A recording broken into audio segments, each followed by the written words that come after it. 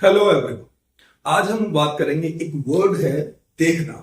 देखना हिंदी में किसी भी तरह के देखने को हम लोग हिंदी में देखना ही कह सकते हैं, बट इंग्लिश में इसके डिफरेंट डिफरेंट मीनिंग होते हैं। जैसे सबसे पहला वर्ड है हमारे पास में देखने के लिए सी।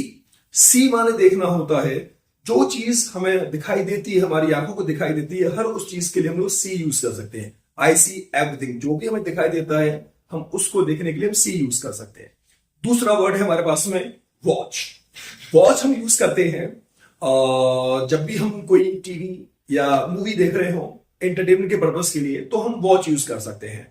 नंबर थर्ड जो वर्ड है हमारे पास में वो है लुक।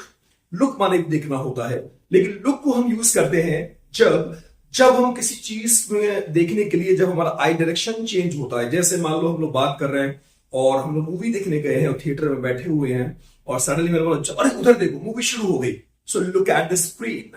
तो इन दैट केस हम लोग यूज करते हैं लुक। इसके बाद जो अगला वर्ड है हमारे पास फोर्थ नंबर का, विच इज व्हाट, स्टेयर।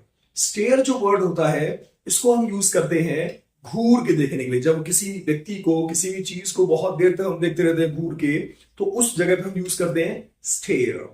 इसके बाद अगला वर्ड है हमारे पास में गेज। गेज हम यूज करते हैं, ये भी होता है किसी चीज को देर तक देखने के लिए, स्पेशली किसी इंसान के लिए, लेकिन उसको ये बताने के लिए कि हम उसमें इंटरेस्टेड हैं। इसको हिंदी में कहते हैं निहारना। जब हम किसी इंसान को निहारते हैं, काफी देर तक देखते रहते हैं, तो वी कैन से गेज। इसके बाद अगला वर्ड है हमारे पास में ग्लेयर। ग्लेयर क्या होता है? ग्लेयर हम यूज करते हैं जब भी किसी को गुस्से में देखते हैं। जैसे किसी बच्चे को डांटना हो, अब आपको बच्चे को पीटना नहीं चाहते हैं, उसको थप्पड़ मारना नहीं चाहते हैं, तो आप आंखों से उसको डराते हैं, ऐसे करके आप डराते हैं, तो आप यूज कर सकते हैं ग्लेयर। उसके बाद हमारे पास एक अगला वर्ड है जिस व्हाट, ग्लैंस। ग्लैंस हम यूज करते हैं जब हम एक सरसरी निगाह मारते हैं किसी भी चीज पर। जैसे हम सुबह सुबह अखबार पढ़ रहे हैं, जल्दी में बस देख लिया, हाँ ठीक है ठीक है, बस एक हल्का सा, नॉट केयरफुली, ज्यादा नहीं, मतलब बस हल्का सा सरसरी निगाह हमने मार ली, तो उस जगह पर हम यूज करते हैं ग्लैंस। इसके बाद अगला वर्ड है हमारे पास में ग्लिम्स। ग्लिम्स जो वर्ड यूज करते हैं हम इसको बोलते हैं, हिंदी में कहें तो एक झलक देखना। एक झलक देखना, मान लो सपोज मैं पढ़ाई कर रहा हूं, घर में बैठा हुआ हूं और घर में कोई गुस्सा है। अब मैंने देखा कि कोई आया है, बट ये नहीं देखा कि कौन आया है, मतलब something I saw but not the carefully.